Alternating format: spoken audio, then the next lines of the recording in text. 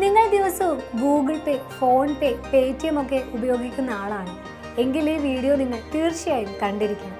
നമ്മുടെ എല്ലാം ജീവിതം മാറ്റിമറിച്ച് UPIക്ക് ഒരു പുതിയ കൂട്ടാളി വന്നിരിക്കുന്നു, ഡിജിറ്റൽ രൂപ. പലർക്കും സംശയമുണ്ട്, എന്താണ് ഇവ തമ്മിലുള്ള വ്യത്യാസം? ഡിജിറ്റൽ രൂപ വന്നാൽ പിന്നെ UPI ഉണ്ടാകുമോ?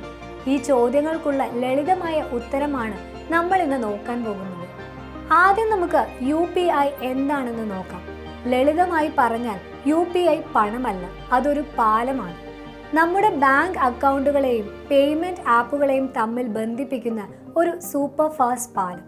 നിങ്ങൾ പണം അയക്കുമ്പോൾ അത് നിങ്ങളുടെ ബാങ്കിൽ നിന്ന് നേരിട്ട് മറ്റൊരാളുടെ ബാങ്കിലേക്ക് പോകുന്നു, അത്രയേ ഉള്ളൂ. ഇനി നമുക്ക് ഡിജിറ്റൽ രൂപ അഥവാ ഇ-റുപ്പി എന്താണെന്ന് നോക്കാം. ഡിജിറ്റൽ രൂപ ഒരു സംവിധാനമല്ല, ഇത് പണം തന്നെയാണ്. നമ്മുടെ കയ്യിലിരിക്കുന്ന നോട്ടിന്റെ തനി ഡിജിറ്റൽ പതിപ്പ്. ഇത് പുറത്തിറക്കുന്നത് റിസർവ് ബാങ്ക് നേരിട്ടാണ്. ഇത് നിങ്ങളുടെ ബാങ്ക് അക്കൗണ്ടിലല്ല, ഒരു പ്രത്യേക ഡിജിറ്റൽ വാലറ്റിലാണ് സൂക്ഷിക്കുക. ഇതിന്റെ ഏറ്റവും വലിയ പ്രത്യേകത എന്താണെന്നോ, ഇന്റർനെറ്റ് ഇല്ലാതെയും ഇത് ഉപയോഗിക്കാൻ സാധിക്കും. നിലവിൽ പരീക്ഷണ ഘട്ടത്തിലാണെങ്കിലും ഗ്രാമപ്രദേശങ്ങളിലടക്കം ഇതൊരു വലിയ മാറ്റം കൊണ്ടുവരും.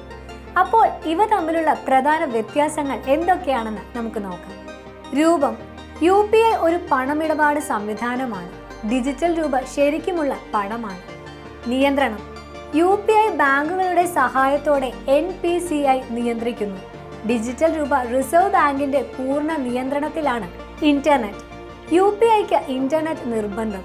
ഡിജിറ്റൽ രൂപയ്ക്ക് ഭാവിയിൽ ഇന്റർനെറ്റ് വേണ്ട. സ്വകാര്യത. UPI ഇടപാടുകൾ ബാങ്കുകൾ വഴിയാണ് നടക്കുന്നത്. ഡിജിറ്റൽ രൂപ ഇടപാടുകൾ RBIക്ക് നേരിട്ട് നിരീക്ഷിക്കാൻ കഴിയും. ഈ വീഡിയോ നിങ്ങൾക്ക് ഉപകാരപ്രദമായെന്ന് വിശ്വസിക്കുന്നു. ഇതുപോലെയുള്ള വീഡിയോകൾക്കായി ഈ ചാനൽ ലൈക്ക് ചെയ്യാനും സബ്സ്ക്രൈബ് ചെയ്യാനും മറക്കല്ലേ. നന്ദി.